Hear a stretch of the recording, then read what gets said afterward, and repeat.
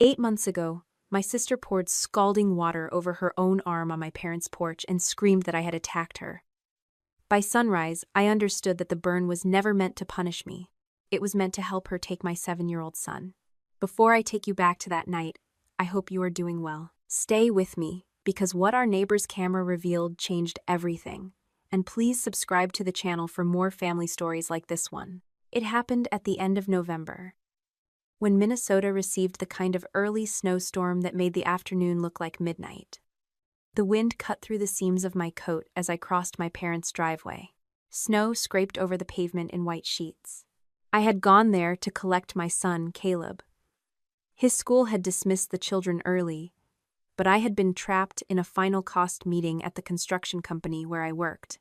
My parents had agreed to keep him briefly. When I stepped into their living room, Caleb was curled beneath a knitted blanket on the sofa, his face flushed and his blonde hair damp against his forehead.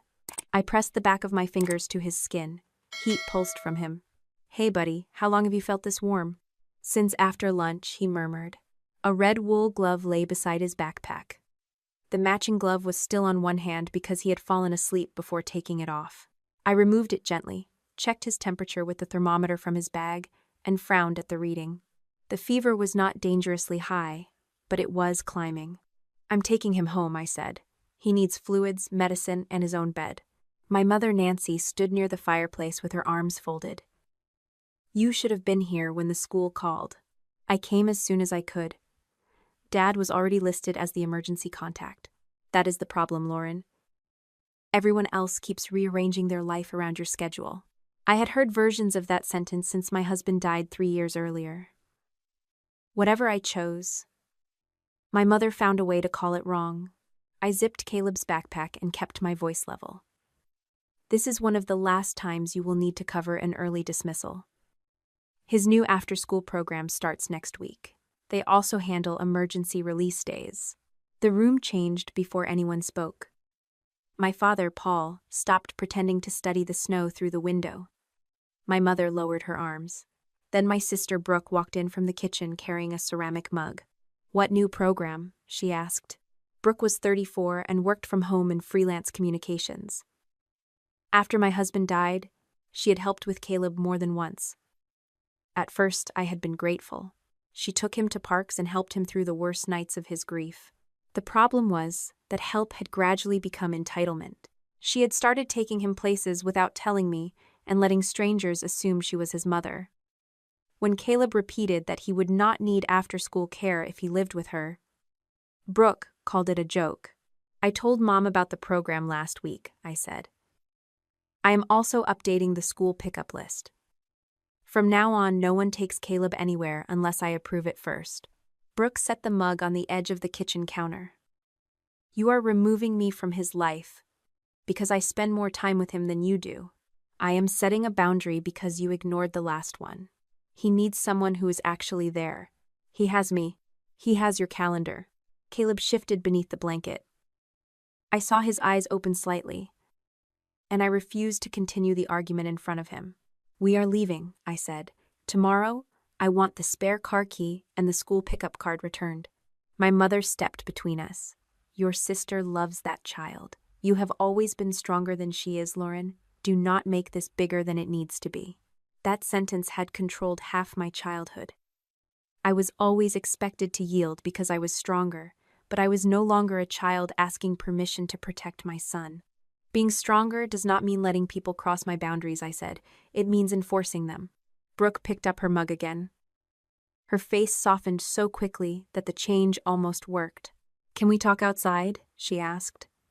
I do not want Caleb hearing this. I should have refused. The porch gave her distance from the people inside and a clear stage outside. At the time, I thought she was finally showing enough judgment to move the argument away from my sick child. I followed her through the side door. The wind struck my cheeks hard enough to make my eyes water. Snow spun beneath the porch light. Brooke pulled the door nearly closed behind us but left it unlatched. Steam rose from her mug. "You are punishing me because Caleb loves me," she said. "No, I am stopping you from acting like his mother." Her jaw tightened. "I was the one who made him laugh after Daniel died. You were barely functioning. You helped him. and I thanked you. That did not transfer motherhood to you. You rush him through breakfast, leave him with other people, and come home exhausted. I can give him stability. You can be his aunt, or you can have no access at all. Those are the choices. Brooke stared at me for several seconds. There was no panic in her expression. She looked almost disappointed, as though I had missed a line she expected. Then she shifted the mug into her left hand. Her right hand moved under it. She tilted the rim toward her own forearm. The water spread across her sleeve and skin in a shining sheet. Brooke gasped, dropped the mug, and stepped backward. Ceramic struck the porch boards and cracked. "She attacked me!" Brooke screamed. "Lauren burned me!" I had not touched her. My hands were still at my sides. The side door opened almost immediately. My mother stood in the doorway, with my father directly behind her. Brooke clutched her arm and began crying with a speed that made the scene feel rehearsed. "What did you do?" my mother demanded. "Nothing."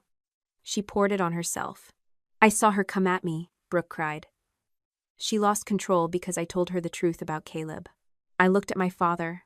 "Paul, get my coat, my phone, Caleb's medicine, and my keys. We are leaving." Before he could move, Caleb appeared behind them.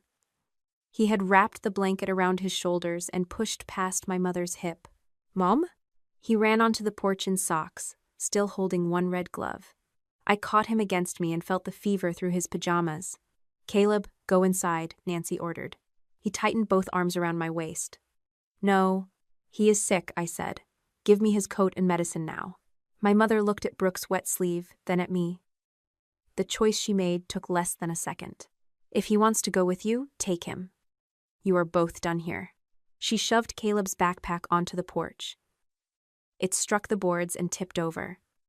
The loose red glove slid beneath the railing. "My keys and phone are inside," I said. "So is his coat." Nancy pulled the door closed. I moved forward, but the deadbolt snapped into place with a hard, metallic click. The sound was louder than Brooke's scream. Through the narrow glass panel, I saw Paul standing behind my mother. His hand was still near the lock. Brooke stood several feet away, holding her arm. She looked directly at Caleb as he began to shake beneath the blanket. She could have opened the door. She could have told them the lie had gone far enough. She did neither. I removed my coat and wrapped it around Caleb over the blanket. The cold bit through my blouse immediately. I banged once on the door, not to beg, but to make my demand unmistakable. "Open this door and return my phone, keys, his coat, and his medicine. I am documenting that you are refusing to give them to me." No one answered. Caleb's teeth started chattering. I picked up his backpack, kept one arm around him, and looked across the driveway. Joanne Mercer, the quiet woman who lived next door, was standing behind her front window. Her porch light came on. "We are going there," I told Caleb. "Stay under my coat and hold on to me." The distance between the houses was less than 50 yards, but the wind turned it into a wall. Snow filled my shoes. Caleb stumbled once, and I lifted him against my hip even though he was too old and too heavy to carry comfortably. Joanne opened her door before we reached the steps. "Get inside," she said. I already called 911. Warm air closed around us. Joanne wrapped Caleb in dry blankets and placed a towel beneath his feet. She brought water and waited beside us until the emergency medical technicians arrived. He had no severe hypothermia, but his fever and the exposure concerned them. One technician asked how long he had been outside. "Between 5 and 8 minutes," I said. "He came out on his own. My mother closed the door, my father locked it, and they kept his coat, medication, my phone, and my car keys inside." I gave the officer the same facts and asked that Caleb's clothing, the weather, and the withheld items be included in the report. Across the street, blue light reflected off my parents' windows. Brooke was already speaking to another officer with a towel wrapped around her arm. Joanne watched her for a moment, then looked at me. "My camera may have caught the porch," she said. I did not touch Joanne's phone or ask her to send me anything. She opened the security application herself while the officer stood nearby. The video began with Brooke and me stepping outside. The wind distorted the sound, but the picture was clear. Brooke held the mug. I stood several feet away. She shifted it into her left hand, placed her right arm beneath it, and poured. On the screen, I stepped backward before the mug even hit the boards. No one spoke for several seconds. Joanne replayed the moment once, then paused it. You never touched her. No, I said. I did not. She glanced toward the officer. There is something else. I do not know if it matters, but this is not the first time something over there felt wrong. Joanne opened an older recording from 3 weeks earlier. My car was parked near my parents' side driveway. The image showed my father approaching it with the spare key I had left for emergencies. He unlocked the trunk, looked toward the house, and stepped aside. Brooke appeared carrying a dark shopping bag. She placed it inside my trunk, closed the lid, and handed the key back to Paul. Joanne froze the image on Brooke's hand leaving the trunk. I do not know what was in that bag, she said. But she put it there 3 weeks ago, while you were inside. That was the moment I understood the attack had not begun on the porch. Joanne kept the video paused while the officer wrote down the date and time displayed on the screen. I wanted to watch the older recording again, but Caleb had started coughing beneath the blankets, and his face looked brighter with fever than it had at my parents' house. The paramedic repeated his temperature and told me the cold exposure had been brief enough that he showed no signs of serious hypothermia. That did not make what happened harmless. Caleb had been outside in socks, without his coat or medicine, while already sick. I gave the officer my email address and asked him to document that my parents had kept my phone, keys, and Caleb's belongings inside after locking the door. I did not call it kidnapping or child endangerment. I described exactly what had happened and let the people taking the report decide how to classify it. Joanne agreed to preserve every recording from that evening and the older clip involving my car. The officer asked her not to edit or send the original files until he explained how they should be exported. She nodded and wrote his instructions on the back of an envelope. Brooke had already told the other officer that I had thrown the contents of the mug at her, grabbed Caleb, and stormed into the snow before anyone could stop me. My parents had supported her version. The video showed the opposite, but the police still had to record every statement. I understood that. What I did not yet understand was why 3 people who had watched Caleb run onto the porch were willing to claim I had dragged him there. The urgent care clinic was less than 10 minutes away, but the roads made the drive feel longer. An officer returned my phone, keys, coat, and Caleb's medicine after retrieving them from my parents' house. My mother had placed everything inside a grocery bag, as if she were returning items from a store. She also sent a message before I reached the clinic. Bring Caleb back when you calm down. We can resolve this privately. Brooke sent 4 messages. The first said she could not believe I had attacked her. The second said Caleb had witnessed everything. The third warned that she would do whatever was necessary to protect him. The last message was different. You should think carefully before making this worse. I took screenshots, saved them to a folder, and did not respond. At urgent care, a nurse examined Caleb's hands and feet while I answered questions. His toes were cold, but his circulation was normal. His fever had climbed, and the doctor believed he had a routine viral infection that needed rest, fluids, and monitoring. When the doctor asked how he had ended up outside without a coat, I told the story once, slowly. My mother closed the door, I said. My father locked it. My son's coat, medicine, and my phone were still inside. My sister was standing there. None of them opened the door. The doctor stopped typing for a moment.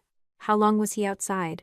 Between 5 and 8 minutes. Our neighbor let us in and called for help. Did anyone prevent you from taking him somewhere warm? They refused to open the door. I went to the neighbor as soon as I realized they were not changing their minds. I asked her to record the facts without describing Caleb as severely injured. He had been frightened and exposed to unnecessary risk, but I did not want an exaggerated medical record that could later be attacked as dishonest. The doctor explained that the clinic had an obligation to report concerns when a child might have been placed in danger by caregivers. I gave her the police incident number and the officer's name. That was the first official report about my family that came from someone other than them. My insurance covered most of the visit, but I still paid the copay and part of the deductible from my health savings account. The amount was not financially devastating, yet I remember staring at the receipt and understanding that the night would keep costing me long after the snow melted. Caleb fell asleep during the drive home. I carried him inside, put him in my bed, and sat beside him until his breathing settled. My parents continued calling. Brooke left a voicemail in which she cried for almost a minute before saying anything. I love Caleb, she said. I will not apologize for protecting him from you. I saved the voicemail with the messages and turned off notifications. The next morning, Joanne called to say the officer had helped her export the original recordings. She kept the camera system and memory storage untouched. She also created a working copy for herself and another for law enforcement. I contacted a family law attorney named Naomi Keller. My husband and I had once used her office for estate documents after Caleb was born. I remembered her because she explained complicated things without making me feel foolish.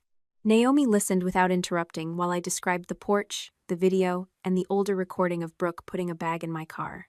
Do not confront them about what else the camera recorded, she said. Do not post the video. Do not ask Caleb detailed questions about what he heard or saw. Save every message and communicate only in writing. I already removed them from his school pickup list.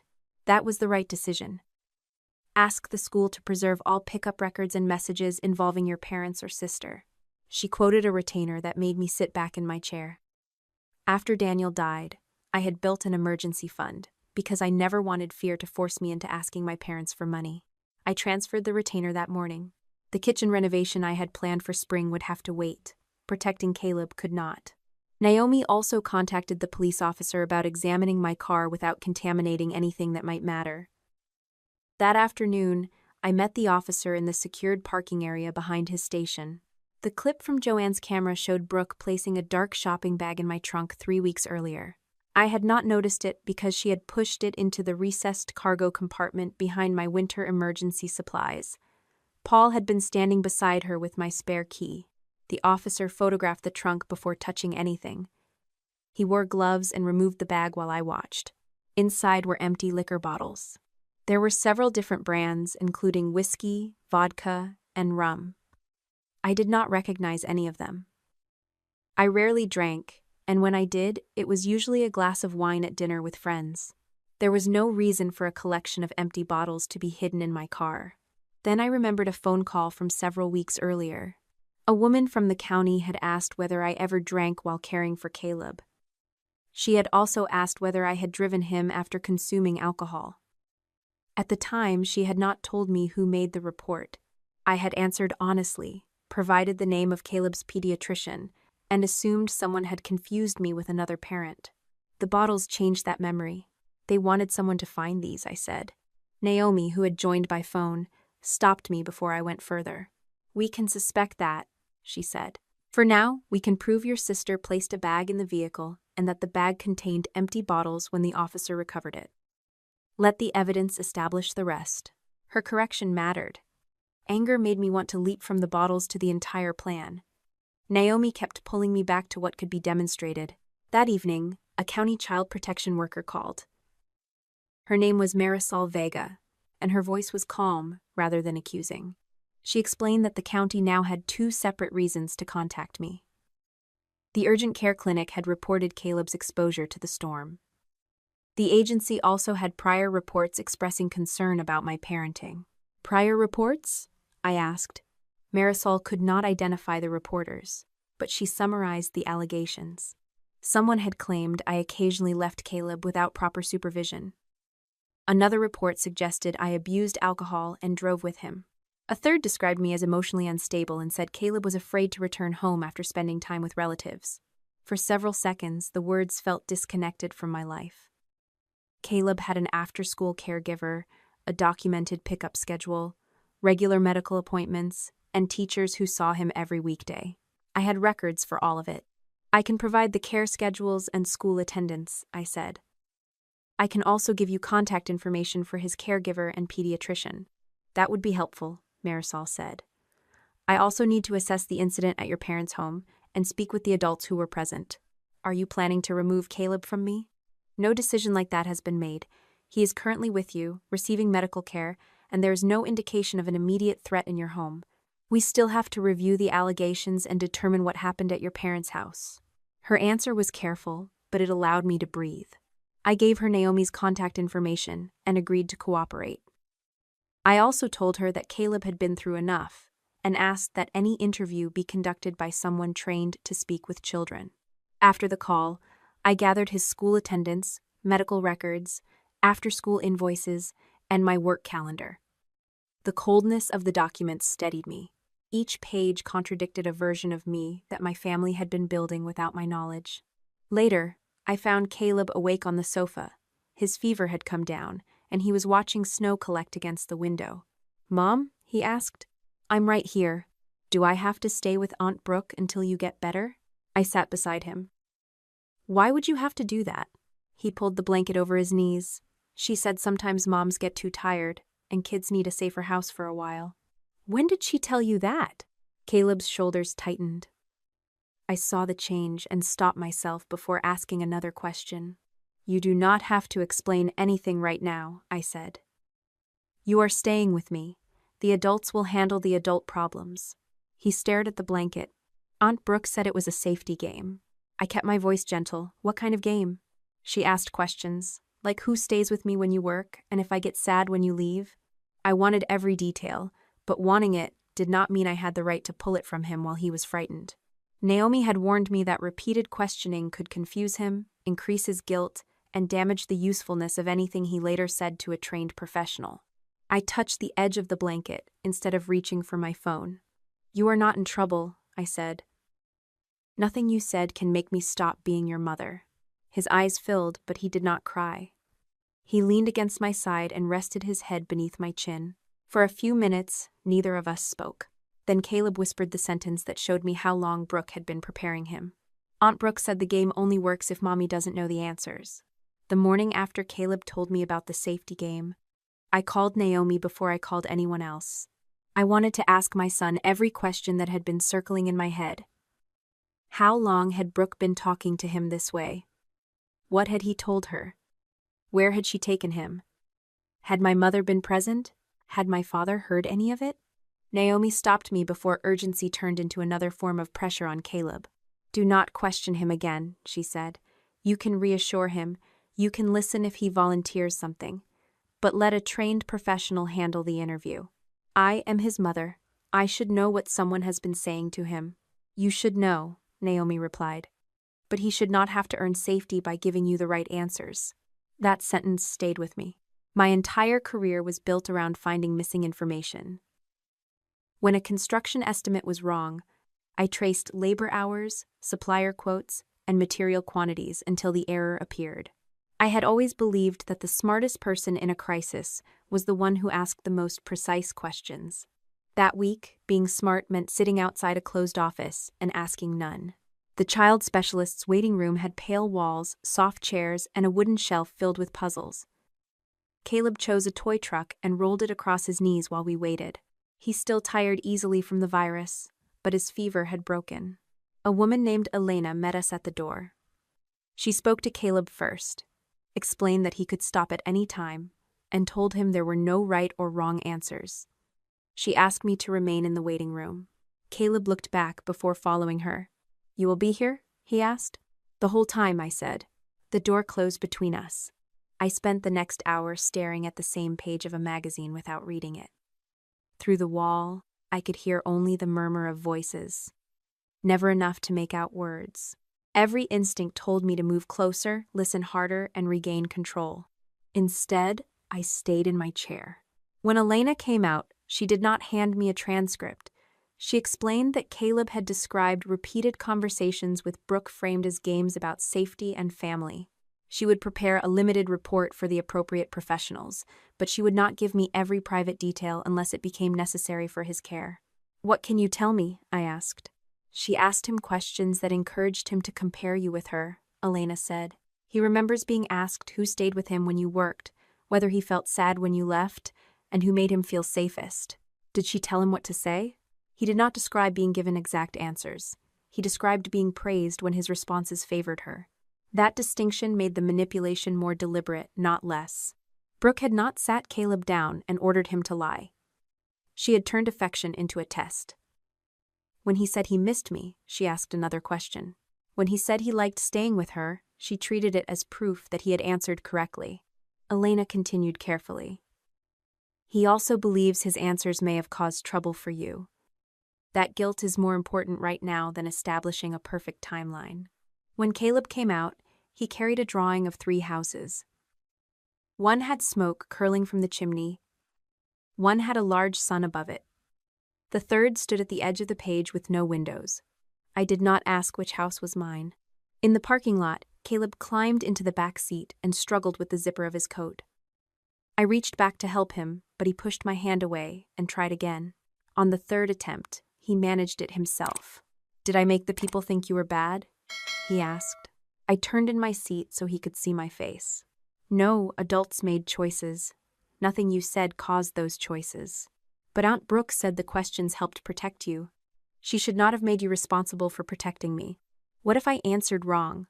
"There was no wrong answer. You are 7. You are allowed to miss me, love your aunt, feel angry with me, or wish I worked less. None of those feelings gives anyone permission to take you away." His mouth tightened. "Grandma says you are strong. She says that when she wants me to carry something that belongs to someone else."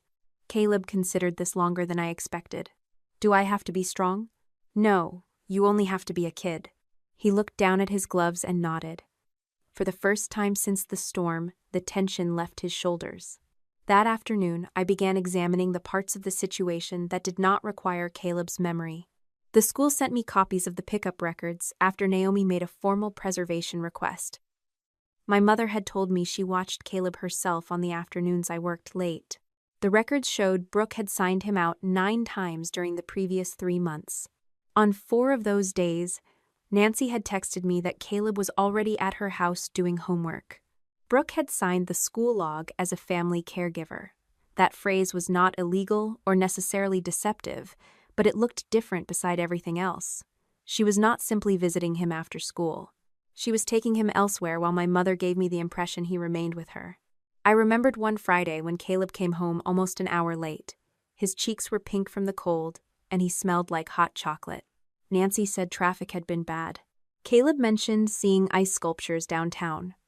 When I asked my mother why she had taken him so far without telling me, she said Brooke had joined them, and the trip had been spontaneous. I had told them it could not happen again. At the time, I believed the boundary had been accepted. What had actually happened was that my mother learned to give me less information. The records also showed one afternoon when Brooke had picked Caleb up 30 minutes before Nancy claimed she arrived at the school. That was the day Caleb first told me Aunt Brooke had bought him new bedding. I had assumed it was for sleepovers. Naomi advised me to contact places only to confirm specific facts, not to accuse Brooke or ask people to interpret her behavior. I started with a cafe near the winter market. A receipt in one of Brooke's public photographs showed the cafe's name and date. The manager remembered her because Caleb had spilled cocoa across a display of holiday cards. She had helped clean it and brought him another drink. "I thought she was his mother," the manager said. Someone asked if he was her son, and she said, "He's mine today." I assumed she was joking. Did she correct anyone? Not that I heard. The words were small enough to dismiss in isolation. That was how Brooke had hidden in plain sight. She never needed to announce that she intended to replace me. She only had to let the idea live without correcting it. The winter market photographer was easier to locate. Brooke had posted one of his watermarked images online before deleting it after the storm. Naomi had already preserved a copy. The photographer checked his order records. The session had been booked under Brooke's name. The order description read, "Brooke and Son." "Did she provide that wording?" I asked. "Yes, we normally use whatever family label the customer requests." "Was anyone else photographed with them?" "No. She asked for just the 2 of them." I remembered that day. My mother had told me she was taking Caleb to the winter market. I had been working from home and planned to collect him before dinner. Nancy sent me one picture of Caleb beside a plastic snowman. Brooke had not appeared in it. She had been there the entire time. The photograph Naomi obtained showed Caleb in a blue coat with Brooke kneeling beside him. Her arm wrapped around his waist. Both of them wore matching red scarves. Caleb was smiling naturally, with none of the tension he carried after the storm. That was the part that hurt most. He had been happy with her. Brooke had not invented their bond. She had taken something genuine and quietly changed its meaning. I called an employee at the furniture store after finding a purchase connected to the same afternoon. She remembered Caleb because he had spent several minutes choosing between bedding covered in planets and another set printed with dinosaurs. "He chose the planets," she said. The woman told him it would look perfect in his new room. Did she say where the room was? I assumed her house. She asked him what he wanted beside the bed and whether he would like a nightlight. Caleb had mentioned the planets when he came home. Brooke told me she was redecorating her guest room and wanted it to feel welcoming during sleepovers. I had told her he would not be sleeping at her apartment without my permission. She laughed and said I worried too much. I had not ignored every sign. I had challenged her, limited her access, and arranged a new after-school program. My mistake was believing she was impulsive rather than patient. I thought Brooke wanted attention in the moment. I did not understand that she had been building a future. When I picked Caleb up from his new after-school program, he showed me a paper airplane another child had made. He talked about snacks and a board game for most of the drive home. I did not ask about Brooke. Later, while we folded laundry, he picked up a shirt she had bought him and held it against his chest. Aunt Brooke said blue makes me look like Daddy, he said. She was right about that. He placed the shirt in the drawer. Did she ever ask you to keep something from me? I asked.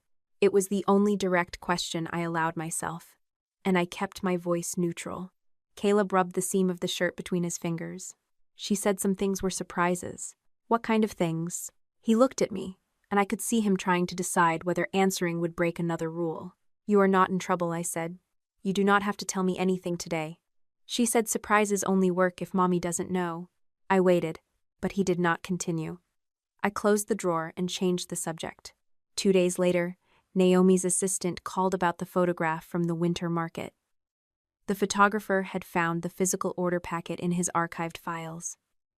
Brooke had requested 2 framed copies. One had been delivered to her apartment. The other had gone to my parents' house. Joanne's older camera footage confirmed Brooke carrying a flat package through my parents' side door that same week.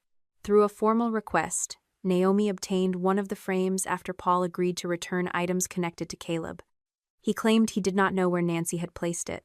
A few hours later, he left it with his attorney, rather than hand it to me himself. The frame was simple white wood. From the front, it showed Brooke and Caleb smiling beneath artificial snow, posed like a holiday card. I turned it over. Brooke had written a message across the brown paper, backing in silver ink. Our first Christmas before everything changed. Beneath the words, she had added the date. It was nearly 2 months before she burned herself on the porch. The photograph stayed face down on Naomi's desk while she explained the next step. I had expected the words on the back to prove Brooke had been imagining a future with Caleb long before the porch. Naomi agreed that they mattered, but she warned me not to confuse something disturbing with something legally decisive. It shows intent, she said. It does not tell us how far they acted on it. I looked at the silver handwriting again. Our first Christmas before everything changed. Brooke had written that sentence nearly 2 months before she burned herself and accused me of attacking her. Whatever she believed was going to change, she had expected it before the incident she later claimed forced her to intervene. My phone vibrated on the desk. The message was from my father. Some of Caleb's things are still here. I can bring them out if you come by. Your mother does not want a scene. I handed the phone to Naomi. Do not go alone, she said. And do not enter the house unless the arrangement is clear. We will treat this as a property return, not a family conversation. Paul agreed to meet us the next morning. Naomi sent a junior associate named Claire to witness the exchange and document what was returned. I hated that collecting my son's belongings required a lawyer, but I hated even more that my family had made caution necessary. Snow still covered the edges of my parents' driveway when Claire and I arrived. Nancy remained behind the front window with the curtains parted just enough to watch us. Brooke's car was not there. Paul came through the garage carrying 2 plastic storage boxes and a canvas bag. You brought a lawyer to pick up toys? He asked. I brought a witness because you helped put bottles in my car. His eyes moved toward Claire, then back to me. I did not know what was in that bag. You unlocked my trunk. Brooke said she had something of Caleb's to return. And you never asked why she hid it beneath my emergency supplies? Paul lowered the boxes onto the driveway. I am trying to give his things back. That is the minimum, Dad. Not an act of generosity. He flinched at the word Dad, as if I had used it to accuse rather than address him. Claire photographed the sealed boxes before we opened them. Paul watched with growing discomfort while I checked each item against a simple inventory sheet. The first box held clothes. Some were recent, others had disappeared months earlier after visits to my parents' house. There was a blue jacket I had searched for before buying Caleb a replacement. A pair of sneakers sat beneath it, still dusted with dried mud. Brooke had once told me he must have left them at school. The canvas bag held school supplies. Pencils, notebooks, flashcards, and a small reading lamp were arranged as if someone had purchased a complete homework station. "Why did Brooke have all this?" I asked. Paul rubbed his hands together against the cold. "She wanted him to be comfortable during sleepovers. He has never slept at her apartment. She was planning ahead." "For what?" He looked toward the house. Nancy stepped away from the window. Paul reached into the second box and removed a folded sheet of paper. This was mixed in with the clothes. It was a printed list of Caleb's routines. Breakfast at 7, school drop-off at 8:10, snack at 3:30, bath at 7:15, reading before bed, lights out at 8:30. Beside each item, someone had written notes. No orange juice when sick. Needs nightlight after bad dreams. Hates seams in socks. Ask about Dad only if he brings it up. The handwriting belonged to Brooke. Some details were ordinary things any attentive aunt might know. Others belonged to the private rhythms of my home. "How did she get this information?" I asked.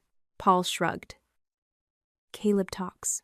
A 7-year-old did not explain the exact time his mother turned off the lights or how she handled nights when grief returned. Brooke had either questioned him repeatedly or Nancy had fed her details from the days she watched him. I continued through the box. There were old worksheets, 3 books Caleb had asked me about, and a small wooden dinosaur he thought he had lost at the winter market. Then I found the red glove. It was folded into the pocket of the blue jacket. For several seconds, I did not move. I could feel Claire watching me, waiting without intruding. The matching glove had fallen beneath my parents' porch railing during the storm. Joanne had recovered it the next day and placed it in an evidence bag for the officer, because it helped establish that Caleb had run outside without being properly dressed. I had assumed the second glove remained somewhere in my parents' living room. Instead, it had been stored with the clothes Brooke collected for a life he had never agreed to live. I set it on the edge of the box. Paul stared at it. "It is just a glove." "No," I said. "It is one more thing taken from his home and placed somewhere else without my permission. You are assigning meaning to everything now. I am checking what happened. Meaning comes after facts." That was the difference between us. Paul used uncertainty as a reason to stop looking. I used it as a reason to look more carefully. I photographed each item, including the glove, then placed it in a clean bag. I did not take it home for Caleb to see. He had already carried enough of the adult's choices. Before we left, I asked Paul directly whether Brooke had prepared a room for Caleb. His eyes shifted again toward the house. "She had a guest room." That was not my question. "She bought a bed and some clothes. People do that for family." "Did she put Caleb's name on the door?" Paul's silence answered before his mouth did. Claire wrote something on her pad. "Was the room at Brooke's apartment?" I asked. "Yes." "How long had it been ready?" "I do not know." "Before the storm?" He breathed out slowly. "Probably." "Before she photographed herself with him as mother and son?" "I do not know anything about that." "Did you help move the furniture?" Paul looked down at the boxes. I understood then that he had not merely known the room existed. He had carried pieces of it inside. He eventually agreed to send Naomi photographs he had taken while assembling the bed. He claimed he had photographed the room only to show Nancy the finished furniture. The images arrived that afternoon. Brooke's guest room had been transformed into a child's bedroom. A navy comforter covered a twin bed. Glow-in-the-dark planets spread across one wall. A small desk stood beside a shelf of books. Above the door hung a painted wooden sign. Caleb's room. The room was not prepared for occasional sleepovers. A weekly schedule was pinned beside the desk. It included a school start time, a bus pickup estimate, and an after-school activity near Brooke's apartment. One photograph showed 2 framed pictures on the dresser. In the first, Brooke and Caleb stood at the winter market in matching scarves. In the second, my parents stood with Caleb at his birthday party. I had originally been in that photograph. Someone had cropped me out. The cut was close enough that part of my sleeve remained beside Caleb's shoulder, a small strip of gray fabric without a body attached to it. I did not cry. The image was too deliberate for tears. Someone had looked at a photograph of my son between his mother and grandparents, then decided the easiest way to create a new family was to remove me from the frame. Naomi asked if I wanted a break. No, I want the source of every image recorded. We saved the photographs with Paul's email, preserved the original attachments, and noted that he had taken them before the storm. I did not call Brooke. I did not send the cropped photograph to Nancy and demand an explanation. Anger wanted confrontation. Intelligence required patience. The school information was easier to verify. Naomi contacted the elementary school near Brooke's apartment and requested confirmation limited to communications involving Caleb's name. The administrator remembered Brooke because she had asked unusually specific questions. Brooke had toured the school in early October. She said her nephew might live with her temporarily because of a family emergency. She asked which documents would be required if she became his guardian, and whether a child could begin classes before all court paperwork was final. The administrator had explained that Brooke could not enroll or transfer Caleb without legal authority and records from his current school. Brooke then asked about the bus route near her building. A week later, she emailed again and tried to add her address as Caleb's secondary residence. The request was rejected because she was not his parent or guardian. She did not complete any enrollment, Naomi reminded me. But the timing matters.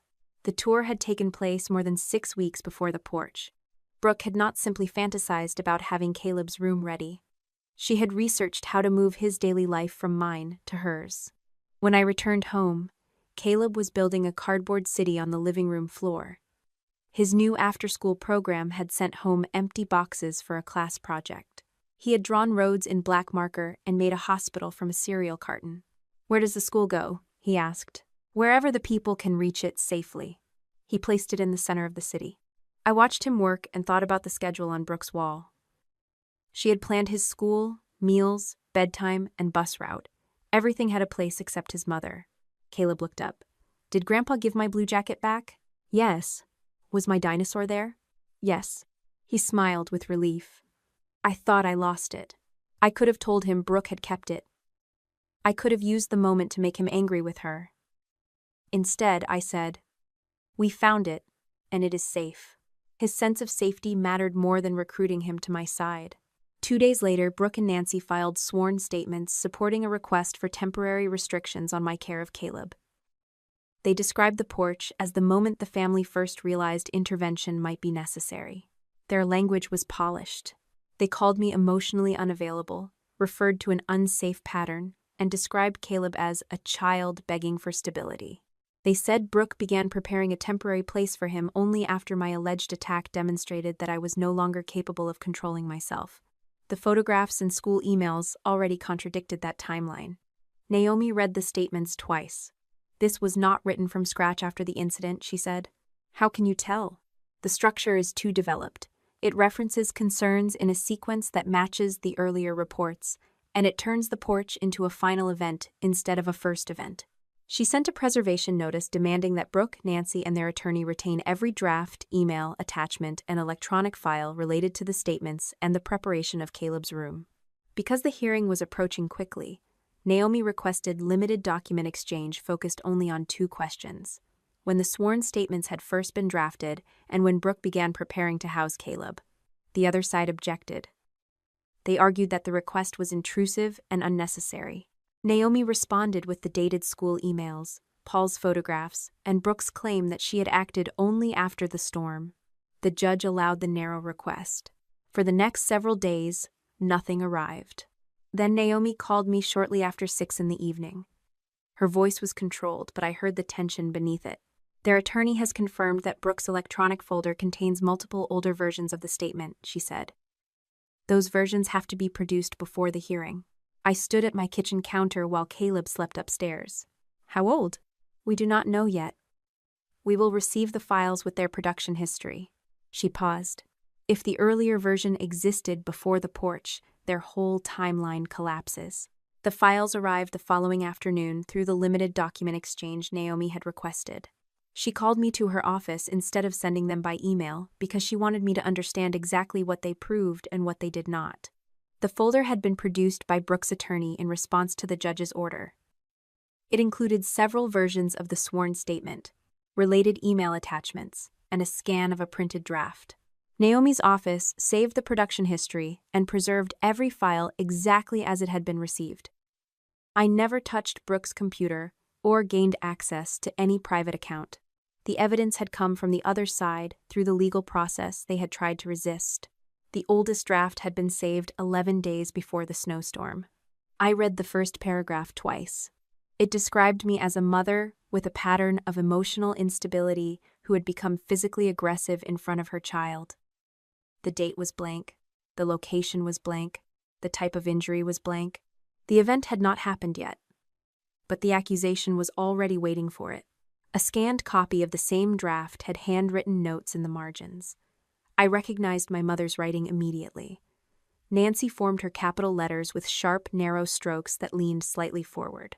I had seen that handwriting on school permission slips, birthday cards, and the lists she left on the refrigerator when I was a child.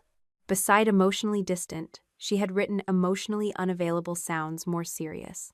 Beside family disagreement, she had crossed out the words and replaced them with unsafe pattern. At the bottom of the page, she had added one more sentence. Caleb has been begging for stability. He had never begged her for anything of the kind. Paul's signature appeared only on the completed statement filed after the storm. That mattered because the early draft did not falsely make it look as though he had signed a description of an event before it occurred. Even without an early signature, the document showed that Brooke and Nancy had constructed the shape of the accusation first and left spaces for the incident that would complete it. Naomi placed the draft beside a still image from Joanne's camera. In the photograph, Brooke's hand was beneath the mug while I stood several feet away. They did not write this after the porch, Naomi said. They built the porch to finish this. Hearing her say it aloud changed something in me. Until then, I had been looking at separate violations. The bottles in my car, the secret trips, the room, the school inquiry, the questions Brooke asked Caleb. The draft connected them. The porch was not an argument that escalated. It was a scene designed to produce the final line in a story they had already written. I asked Naomi what could actually happen at the upcoming hearing. I needed facts, not reassurance. No judge is going to hand your child to Brooke simply because 3 relatives accuse you, she said. But they are trying to create enough concern to support temporary restrictions or pressure you into a voluntary arrangement. What kind of arrangement? They will say Caleb should stay with family while the allegations are reviewed. Brooke has a room, flexible work, a bond with him, and some preparation as a possible foster or kinship caregiver. She cannot become his mother because she attended a class. No.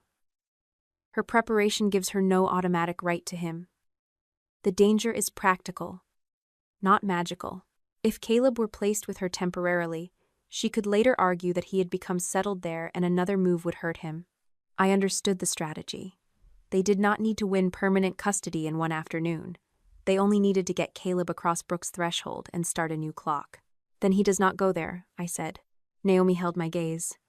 Even if they offer to withdraw their allegations, especially then. The offer arrived the next morning. Nancy sent an email to Naomi and copied me. The subject line was family resolution. She wrote as if she were proposing a compassionate compromise between reasonable people. The family, she said, remained willing to support me through a period of instability. If I agreed to take temporary leave from work, attend anger management counseling, and allow Caleb to remain with Brooke for several weeks, they would reconsider pursuing restrictions through the court. Nancy described the arrangement as private and temporary. She promised that Caleb would stay close to his school and would be returned after I demonstrated that I was emotionally ready to resume full responsibility. She ended with a sentence that revealed more than she intended. This can all go away if Lauren stops fighting the people trying to save her son. I read the email without responding. My first impulse was to write back that I did not need anger management, that Brooke had burned herself, and that no one who locked a sick child outside was qualified to lecture me about safety. Naomi advised me to let the message remain exactly as it was. They are offering to soften their accusations if you surrender temporary care, she said. That is useful. It is also a threat. Yes, but we will not label it before we establish it. We preserve the email and present the sequence. I hated how often the correct strategy required silence. Silence had once been the tool my family used to control me. This was different. I was not swallowing the truth to protect them. I was choosing when and where the truth would have the most force. I gave Naomi my answer for the record. I would cooperate with child protection. I would provide work schedules, medical records, school records, and childcare documentation. I would adjust my hours if Caleb needed more time with me. I would attend family support counseling if a qualified professional believed it would help him. I would not admit to violence that never occurred, and I would not transfer Caleb to the people who had manufactured the allegation. Brooke's preparation as a caregiver became clearer through the documents produced for the hearing. Months earlier, she had attended an orientation for adults interested in foster care. She had begun preliminary steps toward a home study and told the program that she wanted to be ready if a child in her extended family ever needed emergency placement. Nothing in those records gave her rights over Caleb. On its surface, the explanation sounded responsible. The dates made it disturbing. Brooke started the process before she toured the school near her apartment, before she bought the bed, and before she told Caleb that children sometimes needed safer homes when their mothers became tired. She had been preparing herself as the solution while my mother helped invent the problem. The language in the accusations gave us another connection. The county would not identify the people behind anonymous reports, and I did not receive unrestricted copies of everything they had submitted. Marisol could tell me the nature of the concerns and the key phrases being evaluated. Emotionally unavailable. Unsafe pattern. A child begging for stability. I searched my old emails for those words. 2 years earlier, after Daniel died, Nancy had tried to convince me to sell my house and move back into my childhood bedroom with Caleb. I refused because I had a mortgage I could afford, a school Caleb knew, and no desire to return to a home where my mother treated every disagreement as disobedience. Nancy's reply had been waiting in my inbox ever since. Your refusal to accept help is becoming an unsafe pattern. Caleb needs stability, and an emotionally unavailable mother cannot give him what he is begging for. The phrasing was almost identical. Naomi did not claim that one email proved Nancy authored every report. She used it to demonstrate that the language attributed to supposedly independent concerns came directly from the vocabulary my mother had used for years. Brooke supplied the urgency, Nancy supplied the script. Paul continued insisting that he had known very little before the snowstorm. In his written response, he said Nancy and Brooke had handled the concerns about Caleb and had only asked him to sign the completed statement after witnessing my alleged attack. The electronic production contradicted him. An email forwarding the early draft had been sent to Paul 9 days before the porch. The subject line read, "Review Family Timeline." Nancy asked him to confirm the dates when I worked late, when Caleb had stayed at their house, and when he had supposedly appeared reluctant to leave with me. Paul replied less than an hour later. Looks accurate. I don't want this turning into a court fight. He had known there was a timeline. He had known they were preparing allegations. He had simply hoped the threat of court would make me surrender before anyone examined the facts. I sent him one written question through Naomi. What did you believe the draft was being prepared for, and why did you later unlock my car for Brooke? He did not answer.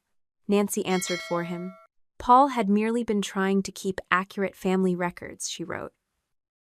He had no knowledge of Brooke's private concerns and should not be dragged into a dispute caused by my refusal to accept help. Her response protected him so aggressively that it exposed the system between them. Nancy decided what the family believed. Paul accepted the version that demanded the least courage from him. Brooke turned that permission into action. The court set an expedited hearing for the following week. Brooke requested temporary access and asked that Caleb be permitted to stay with her if the court found my home situation required further review. Nancy and Paul supported her as the relative best positioned to provide stability. Naomi and I prepared our response in layers. First came the medical record from urgent care, which documented Caleb's fever, his brief exposure, and the fact that I immediately moved him to shelter and sought treatment. Next came Joanne's original camera files, showing Brooke pouring water onto herself, Caleb running outside on his own, Nancy closing the door, and Paul locking it. Then came the older clip of Brooke, placing the bag in my car, followed by the officer's recovery of the empty liquor bottles.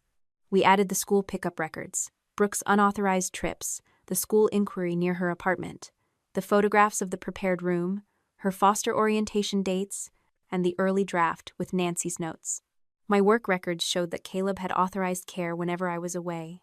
His attendance, medical appointments, and teacher communications showed a child with a stable routine, not one abandoned between emergencies. Still, 3 adults planned to sit in court and tell the same story about me. Nancy would present herself as the worried grandmother. Paul would say he hated conflict but could no longer remain silent. Brooke would display the healing mark on her arm and claim she had acted only after I became violent. Their strength depended on repetition. If 3 family members said the same thing, they expected one widowed mother to look defensive simply for disagreeing. I did not need to prove I was perfect. I needed to show that their agreement had been organized before the facts existed. The evening before our final preparation meeting, Caleb sat at the kitchen table doing math homework while I adjusted my work calendar. I had already spoken with my supervisor about reducing late meetings and working from home twice a week until the case settled. He approved the change without asking for private details. Caleb looked at the colored blocks on my calendar. "Are you staying home because I got sick?" he asked. "I am changing a few things because our schedule can be better." "Did Grandma make you stop working?" "No one made me stop. I made a decision. That distinction mattered to both of us. I was willing to change, but I would not allow my family to present every adjustment as proof that they had been right about me." After Caleb went to bed, Naomi called. "I received a message from Paul's attorney," she said. "Paul wants to speak separately from Nancy and Brooke." "Why now?" "He says he has information relevant to the group messages and the preparation of the reports." I walked to the window. Snow had begun falling again, softer than the storm but bright beneath the streetlights. "What does he want in exchange?" "He has not said yet." Naomi paused before continuing. "He also says he kept an old device that Nancy believes was thrown away. Paul chose Naomi's office for the meeting because he said he did not want my mother to know where he was." That alone told me he was not arriving out of courage. He entered carrying an old black tablet inside a padded grocery bag. His shoulders were hunched beneath his winter coat, and he kept looking through the glass wall toward the reception area as if Nancy might appear behind him. Naomi's assistant documented the time, photographed the sealed bag, and asked Paul to explain where the device had been stored. "In the basement workshop," he said. "I stopped using it last year when the battery began failing." "Was it connected to your family message accounts?" Naomi asked. "It used to be. I turned it on yesterday, and some old conversations were still there." Naomi did not take the tablet immediately. She asked whether anyone had changed, deleted, or forwarded messages since he found it. "I opened the conversations," Paul said. "I did not delete anything." "Did you photograph the screen?" "A few pages." "Did you send those photographs to anyone?" "No." Naomi explained that a technician would preserve the device and create a forensic copy before we relied on anything it contained. I was not allowed to scroll through it myself, and I did not ask to. By then, I understood that evidence was strongest when my anger had never touched it. Paul sat across from me while the device remained on the table between us. "Nancy and Brooke are blaming me," he said. "They are saying I opened your car on my own." "You did open my car." "They are saying the bottles were my idea." "Were they?" "No." "Did you know what Brooke was putting inside?" He looked down. "Not exactly. That is not an answer. She said they needed something that would make the county take the drinking concerns seriously." "I thought the bag contained receipts or photographs." "You watched her hide it beneath my emergency supplies." "I should have asked." "You should have stopped her." Paul rubbed his palms together. "I knew it had gone too far, Lauren. I just did not know how to get out once your mother decided this was the only way to make you listen." The phrase made me lean back. "Make me listen to what?" "That you were working too much. That Caleb needed more stability, that Brooke could help for a while." "Help does not require planting bottles in my car. I never thought anyone would take him permanently." "Then what did you think the statements were for?" "To scare you." He said it softly, as though lowering his voice reduced the cruelty. "You plan to accuse me of being unstable, violent, and unsafe so I would become frightened enough to surrender my son. Only temporarily." "Temporary to whom?" Paul did not answer. Naomi's technician arrived and collected the tablet. Paul signed a statement describing where he found it and confirming that it had belonged to him. Once the device left the room, Naomi asked why he had decided to bring it now. Paul's face tightened. Nancy has been telling her attorney that I handled the car and the door. Brooke says she did not know what was in the bag. They are preparing to say I misunderstood everything and acted without their approval. Did they tell you that directly? Naomi asked. I heard Nancy talking to Brooke. She said if the court asked about the bottles, they should say I panicked and tried to make Lauren look irresponsible. I almost laughed, but there was nothing funny in it. You are giving us the tablet because you realized they were going to sacrifice you. I'm giving it to you because the truth matters. The truth mattered when Caleb was outside. Paul's mouth opened, then closed. I had spent much of my childhood watching him avoid my mother's anger. Nancy would decide who was wrong, what had happened, and what apology was required. Paul rarely agreed with her openly. He simply remained quiet until everyone else accepted her version. He called that peace. When I was 12, Brooke broke a neighbor's window and blamed me. Paul knew I had been inside with him, but he said nothing until after I apologized. When I was 17, Nancy forced me to cancel a school trip because Brooke did not want to attend camp alone. Paul drove me to school the next morning and said he was sorry, as if sympathy after the decision erased his part in it. His silence had always looked passive. The tablet revealed that passivity was only the mask he wore over his choices. Why did you lock the door? I asked. He stared at me. You saw Caleb run onto the porch. You knew he was sick. Why did you turn the deadbolt? Nancy told me not to let you back in until the police came. The police had not been called yet. She said opening the door would ruin everything. What did everything mean? The incident. The record. I do not know. You knew enough to obey. Paul's eyes filled, but I did not rescue him from the answer. I thought you would go to Joanne's, he said. Her light was on. You were outside only a few minutes. You made a 7-year-old child pay for your comfort. I did not want him hurt. You wanted Mom calm more than you wanted him safe. The room became silent except for the heating vent above us. Paul looked older than he had 1 week earlier. For most of my life, that would have weakened me. I would have noticed his shaking hands, softened my voice, and found a version of the truth that allowed him to remain a decent man who had simply failed to act. I no longer needed that version. I am sorry, he said. What are you sorry for? For all of it. That is not specific enough. He swallowed. I am sorry I helped them prepare the timeline. I am sorry I opened your car. I am sorry I signed the statement without forcing Brooke to tell me exactly what happened. I am sorry I locked the door. He stopped before naming the part that mattered most. You are sorry because they turned against you, I said. That is not fair. Would you be sitting here if Nancy promised to protect you? He looked toward Naomi, as if she might stop the question. She did not. I do not know, he admitted. That was the first honest answer he gave me. The technician called Naomi 2 hours later. The tablet still contained synchronized copies of a family group conversation. Some messages had disappeared from Paul's current phone but remained in the tablet's local storage. The technician preserved the data and created a report showing how it was collected. Naomi reviewed the messages first, then she invited me into the conference room. The conversation did not contain a neat confession. Nancy had not written, "Let us frame Lauren and steal Caleb." The messages were shorter, more ordinary, and therefore more believable. 11 days before the storm, Nancy wrote, "We need one incident they can document, otherwise she will say we are exaggerating again." Brooke replied, "What counts as documented? Police or medical?" Nancy answered, "Either, as long as there is a record and Caleb is present." Paul's message appeared several minutes later. "I still have the spare key if you need something from the car." Brooke responded with a thumbs-up symbol that the export converted into a written description. Another exchange occurred 3 days before the storm. Brooke wrote, "His room is ready. The school said they need guardian papers before they can do anything." Nancy answered, "We handle placement first. The rest follows." Paul wrote, "I don't want him taken somewhere outside the family." Nancy replied, "Then do what we agreed and stop questioning every step." The afternoon of the storm, Brooke sent, "If she gets angry, Caleb needs to stay inside with us." Nancy answered, "He will. Keep him in the living room." Paul wrote, "What exactly are you planning?"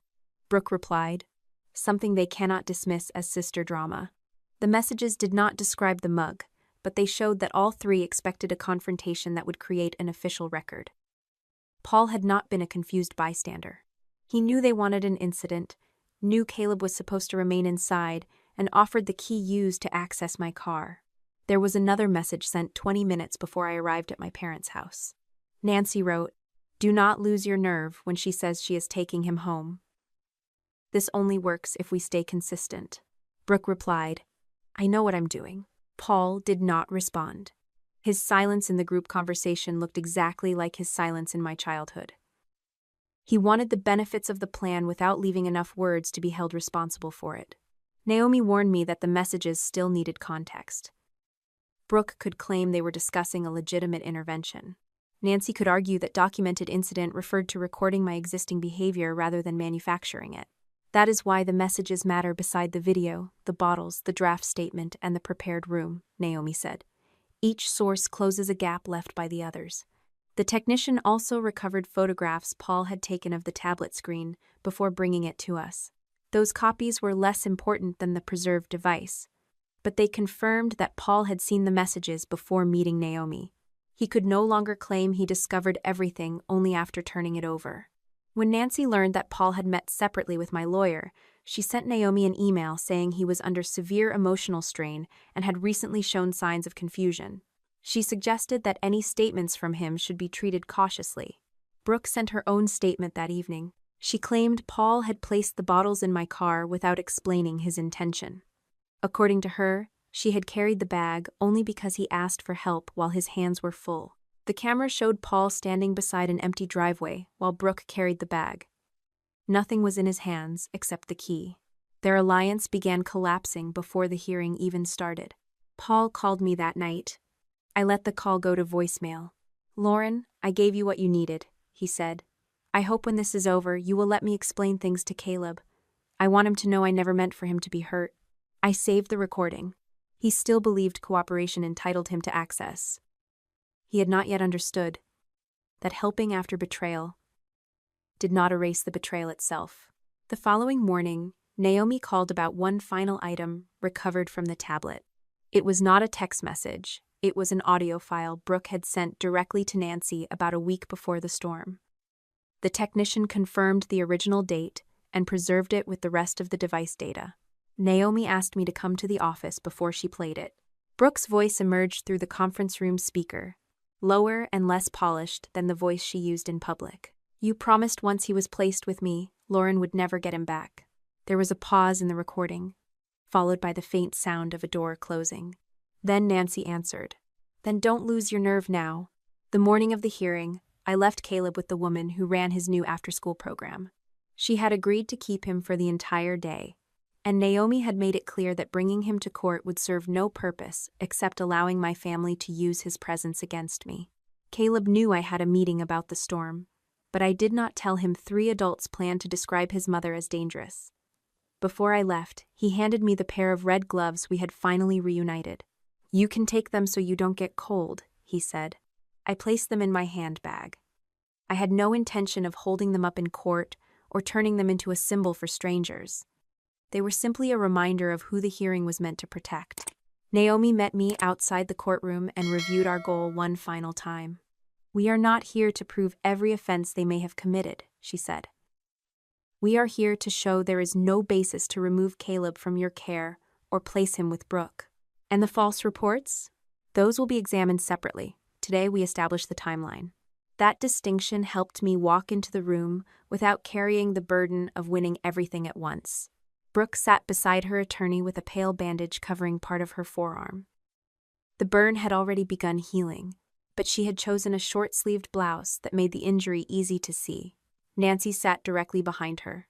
Paul took a seat beside my mother but left several inches between them. None of them looked at me when I entered. Brooke spoke first.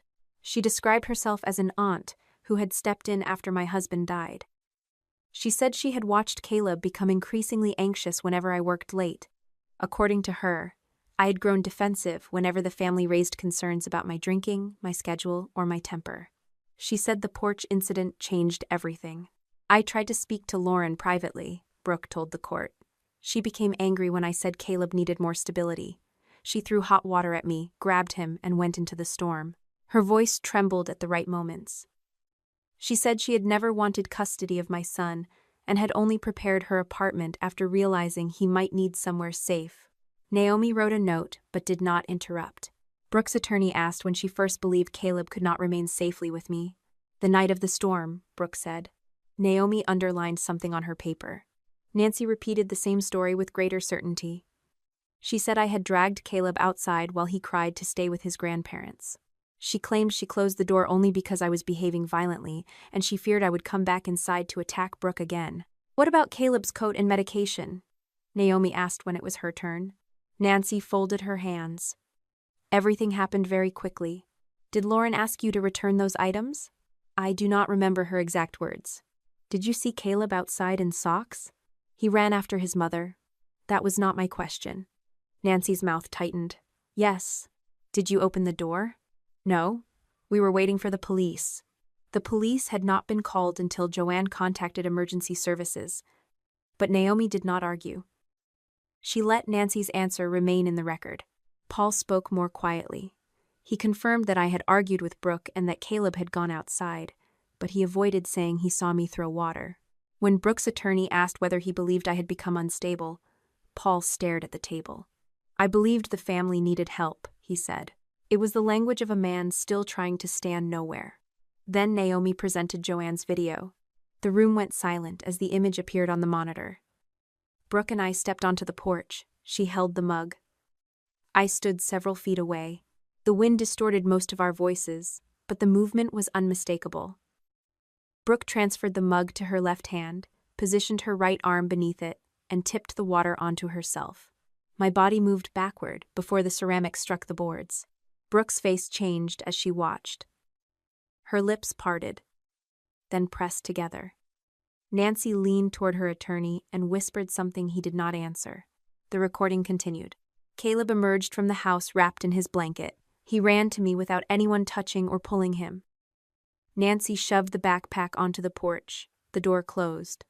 Paul's hand moved toward the lock. Brooke remained inside. Through the glass panel, she looked directly at Caleb while I wrapped my coat around him. No one needed to explain what the video showed. The absence of movement from my family was more powerful than an accusation. 3 adults stood in a heated house while a sick child shivered a few feet away. When the recording ended, Brooke's attorney said the angle did not capture everything that had happened before we went outside. Naomi agreed. It captures the conduct Miss Brooke Whitmore described under oath, she said. It shows that conduct did not occur. Brooke claimed she had moved the mug because I reached toward her outside the camera's view. Naomi replayed the relevant seconds. Both of my hands were visible. Brooke then said she might have spilled the water accidentally because she was afraid. Naomi asked why she had immediately screamed that I attacked her. I was in shock. Were you also in shock when you later told police Lauren had thrown the contents of the mug? I believed she caused it. With her hands several feet away? Brooke looked toward Nancy. My mother stared straight ahead. The second video had been recorded 3 weeks earlier. It showed my car in the driveway, Paul unlocking the trunk, and Brooke placing the dark bag beneath my emergency supplies. Brooke had previously stated in writing that she had never opened or placed anything inside my vehicle. Naomi read that sentence aloud, then paused the video on Brooke's hand closing the trunk. What was in the bag? She asked. I did not know. Why did you deny touching the vehicle? I forgot. Did you forget the bag, the car, or your father unlocking it for you? Brooke's attorney objected to the tone, and Naomi moved on without pressing. She did not need to force an answer when the contradiction was already visible. Paul admitted he had provided the spare key. Nancy said Brooke needed to return something that belonged to Caleb, he said. Did you later learn the bag contained empty liquor bottles? Naomi asked. Yes. When? Paul glanced at Brooke. Before the hearing. Did you place them in Lauren's car? No. Did Lauren ask you to open the car? No. Did you tell her Brooke had placed a hidden bag inside? No. The officer's photographs documented where the bag had been recovered. The bottles were not proof that I drank. They were proof that someone had placed objects associated with drinking in the same vehicle mentioned in an earlier report about alcohol. Naomi did not claim more than the evidence established. She moved to the timeline. The first document was Brooke's foster care orientation record. It showed she had begun preparing herself as a potential caregiver months before the storm. The second was the furniture receipt for the twin bed and planetary bedding. The third was the school administrator's confirmation that Brooke had toured the school near her apartment and asked how to enroll Caleb if she became his guardian. The fourth was the photograph of Caleb's prepared room, taken by Paul before the porch incident. His name was already mounted above the door. The fifth was the winter market order labeled Brooke and Son. Then Naomi displayed the earliest version of the sworn statement produced from Brooke's electronic folder. It had been saved 11 days before the storm. The date of the alleged violent incident was blank. The location was blank. The document already described me becoming physically aggressive in front of my child. Nancy's handwritten changes appeared in the margins. Emotionally unavailable. Unsafe pattern. Caleb has been begging for stability. Brooke stared at the screen as though the document belonged to someone else. Her attorney argued it was only a contingency draft prepared in case my conduct escalated. Naomi nodded. That is precisely the issue, she said. They drafted the conclusion, prepared the placement, contacted the school, and planted objects connected to an alcohol allegation before the incident they now claim caused them to act. The group messages followed. We need one incident they can document, either police or medical, as long as there is a record and Caleb is present. His room is ready. We handle placement first. The rest follows. The messages did not state every action explicitly, but they placed the room, the reports, the key, and the planned incident on one timeline. Brooke's attorney tried to restore her image as a concerned aunt. He asked her why she had prepared the room if she did not yet believe Caleb was unsafe. Because Lauren's schedule was getting worse, she said. When did you first believe he might need to live with you? He asked. Brooke gave a date in early November. Naomi stood. The furniture receipt is dated in September. The school tour occurred in early October. The photograph labeled Brooke and Son was taken before the date she just gave. Brooke began speaking before Naomi finished. I did not know exactly when it would happen. When what would happen? Naomi asked. When Lauren would finally prove everyone right. The room became completely still. Brooke realized she had gone too far, but instead of stopping, she leaned into the belief she had protected for months. I knew she would fail eventually, she said. She was exhausted. She put work first. Caleb needed someone prepared for the day she could not handle him anymore. Naomi did not raise her voice. So you prepared to replace his mother before any event showed he was unsafe? I prepared to protect him. By placing bottles in his mother's car? I told you I did not know what was in the bag. By allowing a sick child to remain outside after you falsely accused his mother of burning you? Brooke looked at the judge. I was injured. You injured yourself. Her face hardened. For the first time, the frightened, loving aunt disappeared.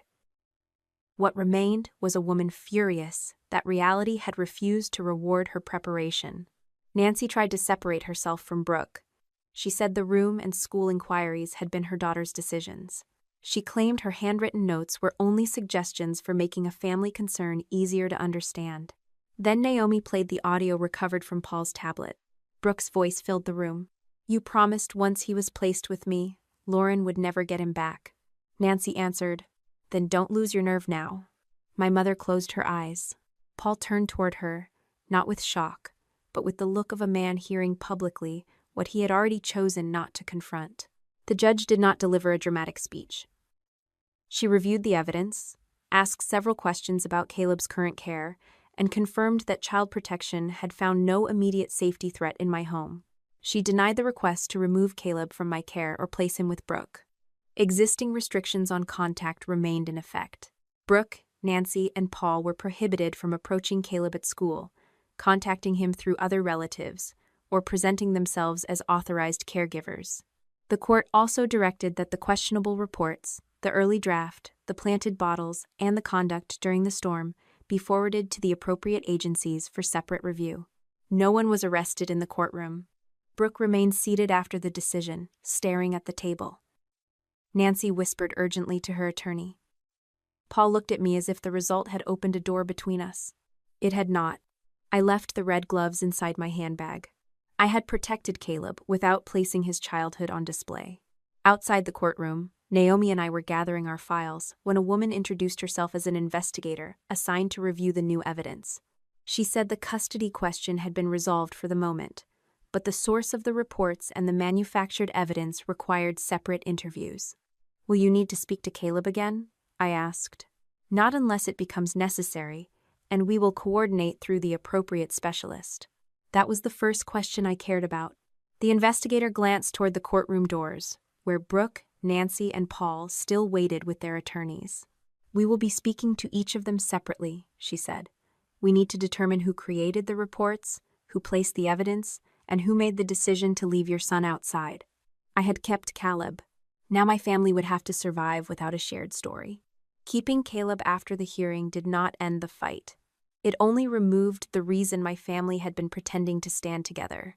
Once the investigator began interviewing them separately, the story they had repeated for months broke into 3 incompatible versions. Each person still claimed the plan had been about protecting Caleb, but none of them wanted to accept responsibility for the parts that could carry consequences. Brooke turned against my mother first. Through her attorney, she provided emails and voice messages that had not appeared in the original document exchange. She said Nancy had manipulated her grief, encouraged her attachment to Caleb, and convinced her that taking him from me was an act of rescue. One email had been sent after Brooke attended the foster care orientation. My mother wrote, "You have more maternal instinct than Lauren ever did. Maybe this is why you were never meant to have just any child. Maybe you were meant to be ready for Caleb." Brooke answered, "Do you really think he could be happier with me?" Nancy replied, "I think he already is. We just need the right people to see it." Another message followed after I announced the new after-school arrangement. Nancy wrote, "She is cutting us out because she knows you understand him better. If we do nothing now, she will isolate him completely." Brooke used those messages to describe herself as a vulnerable daughter influenced by a controlling mother. Her attorney argued that Nancy had fed an unhealthy belief until Brooke no longer understood where concern ended and possession began. It explained part of what happened. It did not excuse it. Nancy had encouraged the fantasy, but Nancy had not held the mug. She had not carried the bag of bottles into my trunk. She had not asked Caleb questions and rewarded him when his answers favored his aunt. Brooke had made those choices herself. When the investigator asked why she poured hot water onto her own arm, Brooke said she panicked. She claimed the original plan had been to provoke an argument loud enough for my parents to witness. According to her, she had expected me to yell, perhaps shove past her, and provide the incident the family needed. When I remained calm, she felt the entire plan slipping away. So she created the injury. Her explanation was not remorse. It was an attempt to transform planning into pressure and cruelty into desperation. Nancy responded within a day. She denied ever instructing Brooke to injure herself or plant evidence. She described the emails as emotional support offered to a daughter who had suffered several personal disappointments. She said phrases such as "meant for Caleb" were affectionate exaggerations, not instructions to take a child. My mother's attorney portrayed Brooke as unstable, obsessive, and increasingly difficult to control. The same daughter Nancy had called Caleb's safest option was suddenly too irrational to be trusted. That argument created another problem for her. If Brooke had been so unstable, why had Nancy supported placing Caleb in her apartment? Why had she helped prepare the sworn statement? Why had she supplied language for the reports and encouraged Paul to cooperate? The handwritten notes on the early draft remained difficult to explain. Nancy said she had edited the statement only because Brooke's writing was disorganized. The investigator asked why she changed family disagreement to unsafe pattern. Nancy said the phrase sounded more accurate. She was then asked how she knew Caleb had been begging for stability. My mother could not identify a single occasion when he used those words. She finally admitted they were her interpretation of his behavior. That was how she had controlled our family for years. She converted her interpretation into another person's truth, then treated disagreement as dishonesty. Paul tried a different strategy. He continued cooperating. He explained that Nancy had asked him to preserve dates from my work schedule. He admitted unlocking my car and acknowledged that Brooke said the hidden bag would make the county take the alcohol reports seriously. He confirmed that my mother told him not to open the door after Caleb ran outside because doing so would undermine the incident. He also admitted that he knew Brooke's room had been prepared for more than occasional visits. Each admission made the investigation clearer, and his own position slightly worse. Paul's attorney emphasized that he had surrendered the tablet voluntarily and provided information that neither Brooke nor Nancy intended to disclose. He hoped cooperation would reduce whatever consequences followed. Paul hoped for something else too. He asked Naomi whether he could see Caleb under supervision. The request arrived less than 2 weeks after the hearing. He says he wants to apologize, Naomi told me. Has Caleb asked to see him? No. Then the answer is no. Naomi reminded me that the no-contact restrictions already prevented Paul from approaching Caleb. Any future change would require careful review. I do not want him rewarded because he became useful, I said. That is a reasonable position. Paul later sent a letter through his attorney. He wrote that he understood why I was angry, but believed separating Caleb from his grandparents would create another loss after Daniel's death. He still framed access to my son as something owed to him. I answered through Naomi. Any future contact would depend on Caleb's emotional safety, professional guidance, and Paul's ability to accept responsibility without demanding forgiveness. His cooperation with investigators would not purchase a relationship. I did not promise that the door would remain closed forever. I also refused to hold it open because he finally told the truth when lying became dangerous. Brooke's most immediate consequence arrived in writing. The agency reviewing her foster care application closed the process and declined to approve her as a caregiver. The decision cited material dishonesty, serious boundary violations, manipulation involving a specific child, and conduct inconsistent with providing safe care. The letter did not call her evil. It did something more devastating. It concluded that she could not be trusted with the authority she wanted. Her attorney challenged parts of the decision, but the result did not change. She would not become Caleb's kinship placement, and the information uncovered during the case would have to be addressed in any future attempt to foster. The no-contact order remained in place. Brooke was prohibited from calling Caleb, contacting him through relatives, appearing at his school, sending gifts, or posting photographs that identified him. The separate investigation into the false report, the bottles, and the storm continued. No one promised me a dramatic prison sentence. Different actions required different findings, and Brooke's cooperation against Nancy complicated the process.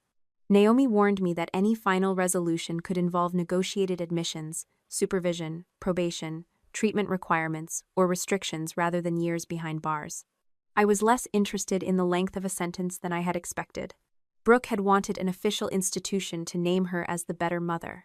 Instead, an official institution determined that she was not safe to serve as a caregiver. That consequence struck at the center of the identity she had built. News of the porch video began spreading after someone connected to the case mentioned it outside the formal proceedings. A local blogger contacted me first. 2 days later, a regional reporter left a voicemail. Both wanted an interview. The blogger promised to expose the family that tried to steal a widow's child. The reporter said the case raised important questions about false child welfare reports and kinship care screening. At first, I considered it. Public attention could destroy the version of events Brooke had shared with friends. It could prevent Nancy from telling relatives that the court had ignored a genuine safety concern. It could make every person who had praised Brooke's devotion see exactly what she had done on the porch. Then the questions arrived. Could they show Caleb's photograph? Would I discuss what he told the child specialist? Did he still love his aunt? Had he asked whether she was going to jail? Could they use the picture labeled Brooke and Son? The story they wanted was not only mine. They wanted Caleb's confusion, his grief, and the private words he had spoken because an adult told him it was a game. I declined both interviews. The blogger offered to blur his face. I still said no. Naomi helped me issue one written statement. My son is not evidence for public consumption. The relevant authorities have received the original recordings and documents. I will not discuss his private statements, treatment, or emotional recovery. Brooke accused me of trying to silence her. Through a friend, she posted that she had loved too deeply and trusted the wrong person. She did not specify whether the wrong person was Nancy or me. I saved the post for Naomi and did not answer publicly. Refusing to expose Caleb was not mercy toward Brooke. It was a boundary she could no longer cross. She had already used his affection as proof that he belonged to her. I would not use his pain as proof that she deserved destruction. Caleb knew only what he needed to know. He knew he would not be sent to Brooke's apartment. He knew he was safe at home. He knew the adults who had lied were not allowed to contact him. One evening, while we were sorting books for his bedroom, he found a dinosaur encyclopedia Brooke had given him. He held it for a long time without opening it. "Do I have to throw this away?" he asked. "No, the book did not do anything wrong. Can I keep liking it?" "Yes." He placed it on the shelf. After a moment, he asked, "Is Aunt Brooke sad?" "I think she probably is. Because she cannot see me? That may be part of it." He sat on the floor and pulled his knees against his chest. "I don't hate her. You do not have to. She did fun things before the games." "I know." Caleb traced the edge of the book with one finger. "I don't want to play her games anymore." The sentence was quiet, but it contained more certainty than any speech an adult could have written for him. "You never have to," I said. "What if she says it is not a game next time?" "There will not be a next time unless safe adults agree that seeing her is good for you. You will not have to decide alone." He nodded and returned to arranging the books. I did not ask him to forgive Brooke. I did not ask him to reject every good memory. Children should not have to rewrite their own past to make adults comfortable with the present. Several weeks later, Naomi called while I was leaving work. The investigations had not ended, but the family's attorneys wanted to resolve several practical matters. My parents still possessed a few of Caleb's belongings, the spare key, and an outdated school card. Incorrect statements submitted to the school and county also needed to be addressed. Nancy had requested one final meeting. She says she wants to return everything, discuss written corrections, and keep this from destroying the entire family, Naomi told me. The entire family is already destroyed. I know. The meeting could still create a clear record and close several loose ends. Who would attend? You, me, their attorneys, Nancy, Paul, and Brooke. Neutral office, no private conversation. I thought about my mother's favorite pattern. She would create a crisis, gather everyone in one room, and demand that the strongest person absorb the damage so the family could continue pretending nothing fundamental had changed. This time, I would enter the room knowing exactly what she was doing. "I will attend," I said, "but Caleb will not be there." Naomi agreed immediately. I looked through the windshield at the snow gathering along the parking lot. 8 months later, I can still remember how calm I felt when I made that decision. My family wanted one final chance to save itself. I was going to use the meeting to make sure they could never again ask my son to do it for them. The final family meeting took place in a conference room at Naomi's office 3 weeks after the hearing. It was not therapy, mediation, or an attempt at reconciliation. The attorneys had arranged it to return property, correct false information, and establish how any future communication would be handled. Caleb was at his after-school program. I had not told my family where it was located. I arrived carrying a cardboard box. Inside were the spare car key Paul had used, the outdated school pickup card, several items Brooke had sent back, and the framed winter market photograph labeled Brooke and Son. Naomi sat beside me near the door.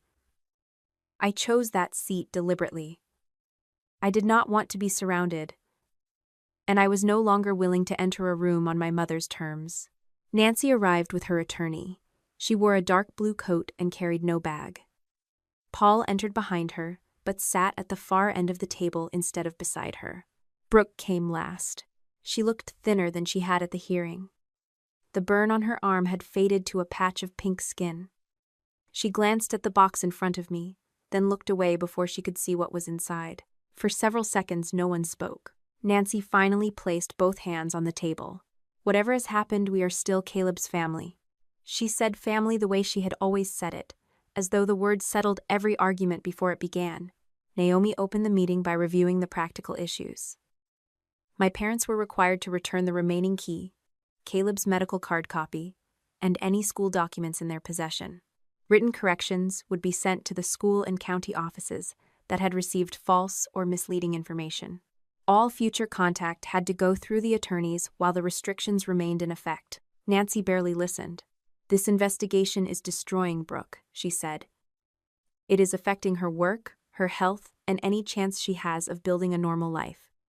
Brooke stared at the tabletop. Nancy turned toward me. "Your father and I are not young. We cannot spend the rest of our lives fighting our own daughter. There has been enough punishment. You are discussing consequences, I said, not punishment. We made mistakes because we were worried about Caleb. You prepared accusations before the event you claimed caused your concern. We believed something would happen eventually. That is not the same as witnessing it. Nancy's attorney touched her arm, but she pulled away. You know Brooke is not as strong as you, she said. She has always felt things more deeply. You can survive this, she cannot. There it was again. The sentence that had followed me from childhood into adulthood. I could endure disappointment because Brooke cried louder. I could surrender opportunities because she needed them more.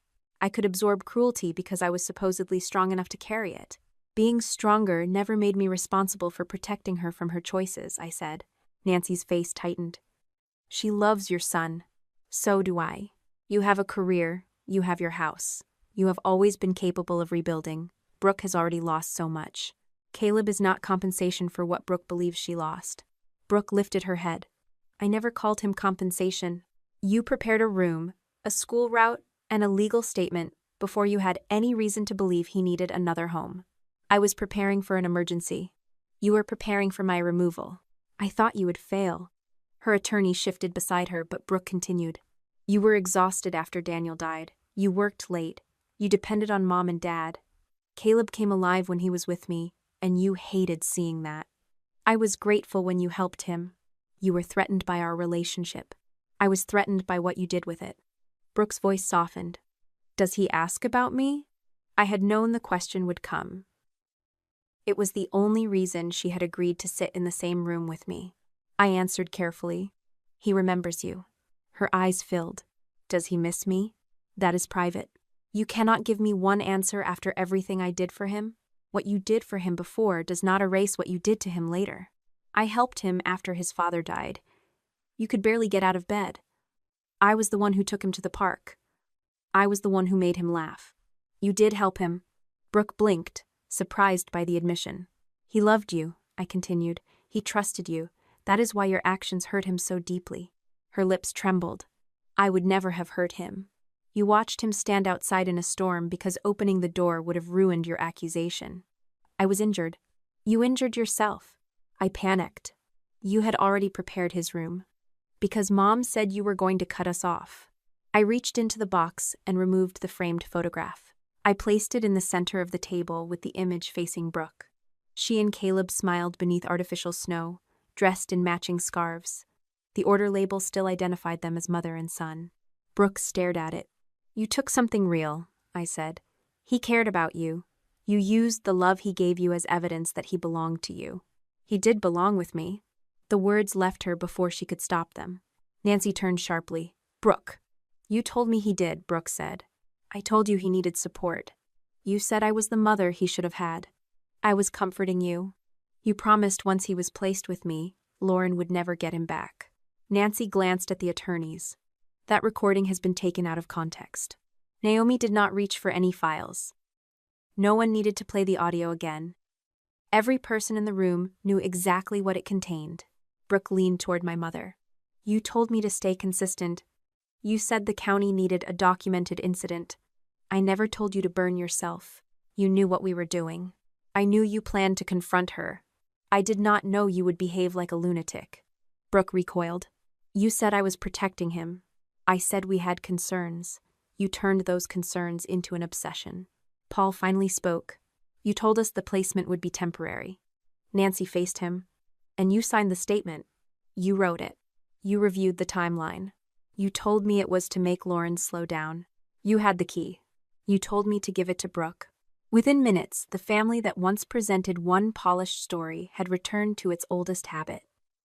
Each person pushed responsibility toward the next, hoping blame would stop before it reached them. Paul looked at me.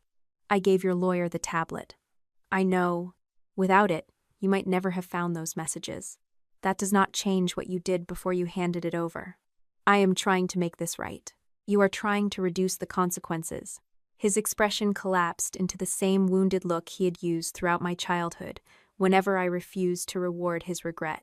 I chose to tell the truth, he said. You told the truth when lying became dangerous for you. That is not the same as choosing us. I did not know Brooke would hurt herself. You knew they needed an incident. I thought the threats would make you reconsider your schedule. You helped them accuse me of being unsafe so I would become frightened enough to surrender my child. I only wanted peace. You locked the door while my son stood in a storm. That was a choice. Paul looked down at his hands. Nancy spoke before he could answer. You are acting as if we wanted Caleb injured. No one wanted that. You wanted the scene to continue, I said. His safety became less important than keeping your story consistent. We believed Joanne would open her door. You did not know that. You were outside for only a few minutes. Because I stopped waiting for you to become decent. Nancy's attorney asked that we return to the practical terms. Naomi placed a written summary on the table. I had reviewed every line before the meeting.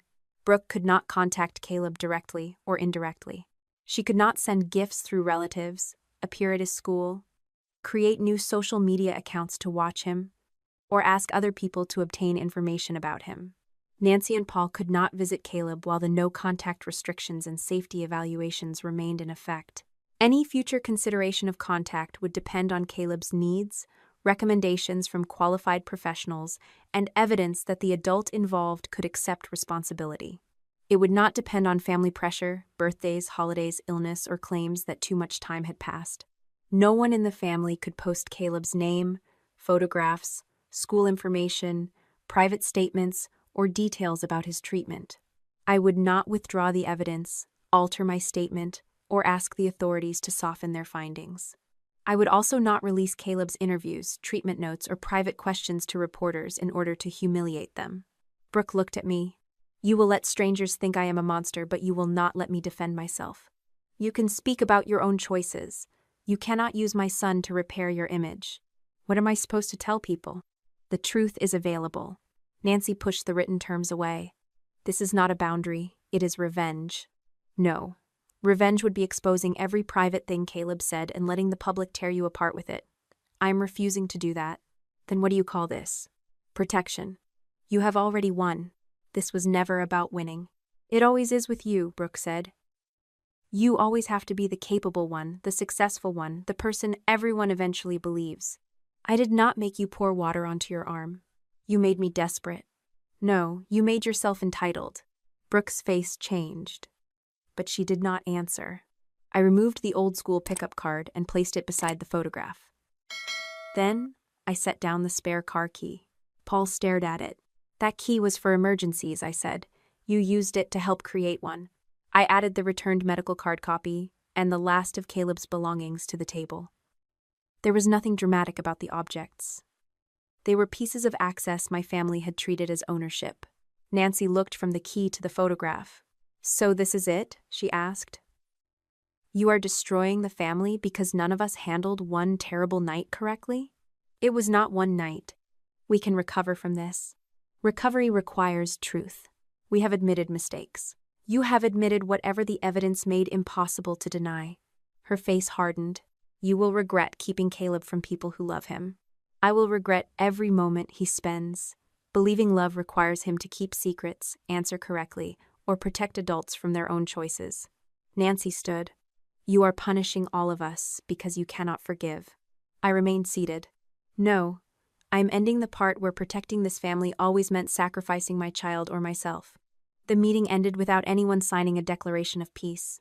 Their attorneys collected the documents.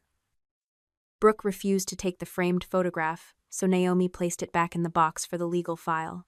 As I walked toward the door, Paul called my name. I did not turn around. Behind me, Brooke accused Nancy of abandoning her. Nancy said Brooke had ruined everything by losing control. Paul told both of them to stop, using the same weak voice he had once called peace. The elevator doors closed before I heard the rest. In the lobby, my phone vibrated. The message came from the woman caring for Caleb. She had attached a photograph of his hands resting on a table. One red glove lay on the left. Its matching glove lay on the right. Beneath the picture, she had written, Caleb found the other glove in his bag. He wants to know if the two of them can stay together now. By the time I am telling this story, 8 months have passed since the night my family locked Caleb and me outside in the snow. The legal consequences did not arrive in one dramatic afternoon. There were interviews, amended statements, negotiations, and weeks when nothing seemed to move. Naomi warned me that real accountability often looked disappointingly slow from the outside. Brooke eventually accepted a resolution that placed her under supervised probation and required psychological treatment. The no-contact order remained in effect, and she was prohibited from reaching Caleb through relatives, social media, gifts, or messages, disguised as apologies. Her foster care application was formally denied. The letter cited dishonesty, serious boundary violations, manipulation involving a child, and conduct inconsistent with safe caregiving. Brooke had spent months trying to persuade institutions that she was the better person to raise my son. The final official conclusion said she was not someone who should be trusted with that responsibility. She did not receive a long prison sentence. Naomi had prepared me for that. Brooke had cooperated against Nancy, had no serious prior record, and agreed to treatment and strict supervision. I did not need to imagine her behind bars to feel that justice had been done. She had wanted Caleb to validate the identity she had created for herself. Instead, she lost access to him and had to face the fact that love did not make her safe. Nancy's consequences were different. Investigators concluded that she had shaped the language used in the reports, helped organize the timeline against me, encouraged Paul to cooperate, and supported the plan to keep Caleb inside while Brooke created the final incident. She had not poured the water or carried the bottles, but she had created the structure that made those actions possible. She was required to correct the false information sent to Caleb's school and the county. The letter she signed did not say that our family had experienced a misunderstanding. It stated that several claims about my alcohol use, supervision, and emotional condition had not been supported, and that information had been presented in a misleading way. For a woman who had spent her life deciding what the family version of truth would be, signing that correction was a consequence she could not talk her way around. Her access to Caleb remained suspended. Any future request for contact would require professional review and proof that she could accept responsibility without blaming me, Brooke, stress, grief, or family concern. She sent 2 letters through her attorney. The first explained why she had been afraid for Caleb. The second explained how much she was suffering without him. Neither letter contained a direct acknowledgement that she had chosen to leave a sick child outside because opening the door would have weakened her plan. I did not answer. Paul received less severe legal consequences because he surrendered the tablet and continued cooperating. That did not erase his role. He had provided the key, reviewed the family timeline, signed the statement, and locked the door while Caleb stood outside. He completed the requirements imposed on him and asked Naomi several times whether that meant he could see his grandson again. My answer remained the same. Compliance with a legal agreement was not the same as becoming trustworthy. I did not promise Paul that he would never see Caleb again. I also refused to promise that he would. The decision would depend on Caleb's needs, professional guidance, and whether Paul ever learned to tell the truth before silence became dangerous to him. The house became quieter after I cut contact with my family. At first, that quiet felt less like peace and more like empty space. There were no calls from my mother asking where Caleb was. No sudden offers from Brooke to collect him. No messages from Paul pretending not to understand why everyone was upset. There was also no emergency backup. For years, I had told myself that depending on my parents was practical. They lived nearby, knew Caleb, and had once been reliable grandparents.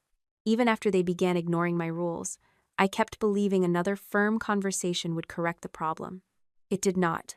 A boundary without consequences had only taught them that I would complain and eventually continue as before.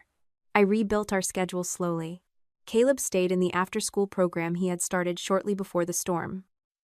I added 2 approved caregivers instead of relying on one family household. I exchanged numbers with parents from his class and joined a pickup group for weather emergencies. At work, I stopped accepting every late meeting simply because I was the person most capable of handling it. My supervisor allowed me to work from home on 2 afternoons each week. When a project director tried to move a meeting past my agreed hours, I said no without giving him the history of my family as justification. I did not leave my career. I did not become a perfect mother who was present for every minute of every day. There were evenings when traffic made me late. There were mornings when Caleb wore mismatched socks because neither of us noticed. I once sent him to school with his lunch still sitting beside the refrigerator and had to pay for the cafeteria meal. The difference was that he always knew who would collect him.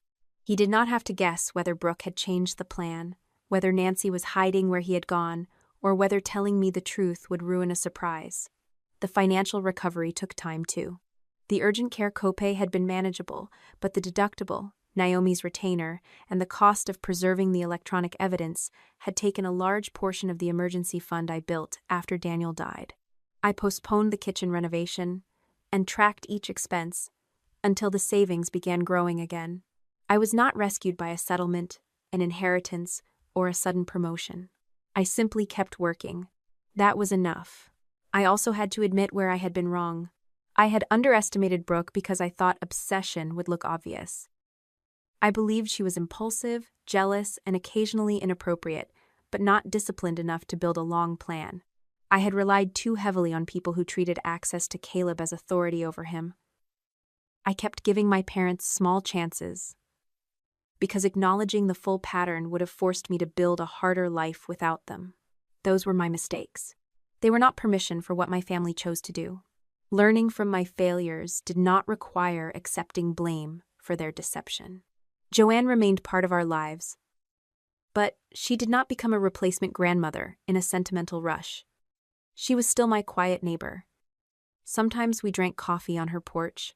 Occasionally she received a package when I was working late. She never entered our home without asking. She never treated one act of help as a permanent claim on us. One afternoon, I thanked her again for preserving the camera files. She shook her head. I did not create the truth, Lauren. I only moved it somewhere they could not erase it. That was exactly what she had done. The footage had not saved me by itself.